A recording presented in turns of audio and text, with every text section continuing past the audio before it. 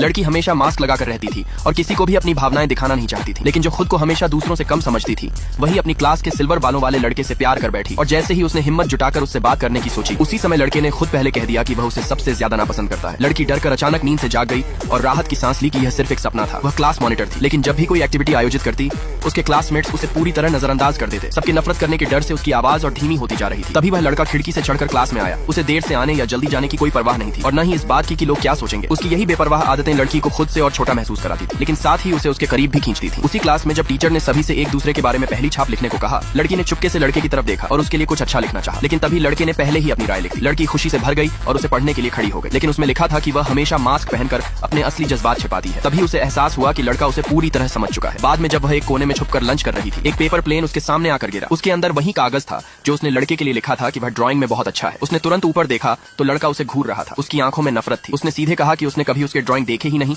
और यही दिखावटीपन उसे उससे नफरत करवाता है। लड़की को लगा कि वह सच में उससे नफरत करता है। उसी दिन जब वह जल्दी में बस पकड़ने जा रही थी तो वह मास्क लगाना भूल गई। अचानक उसे लगा जैसे सब लोग उसे जज कर रहे हैं। उसने रुमाल से चेहरा ढकने की कोशिश की, लेकिन वह शांत नहीं हो पा रही थी। तभी लड़का साइकिल से वहां से गुजरा जो हमेशा ठंडा रहता था। उसने तुरंत समझ लिया कि लड़की ठीक नहीं है। वह जल्दी से उसके लिए पानी और एक नया मास्क लेकर आया, लेकिन फिर भी अपनी ठंडी आवाज में बस इतना कहा कि अगर तबीयत खराब है तो आराम कर ले। फिर भी लड़की स्कूल जाने पर अड़ी रही, क्योंकि आर्ट इवेंट के लिए उसे सब कुछ संभालना था। लेकिन इवेंट के दिन क्लास का एक भी स्टूडेंट नहीं आया। उस खाली जगह में लड़की का दिल भी टूट गया। हर बार ऐसी स्थिति में वह खुद को ही दोष देती और खुद को तकलीफ पहुंचाती, लेकिन उसी वक्त किसी ने उसका हाथ कसकर पकड़ लिया और वह वही लड़का था जो कहता था कि वह उससे नफरत करता है।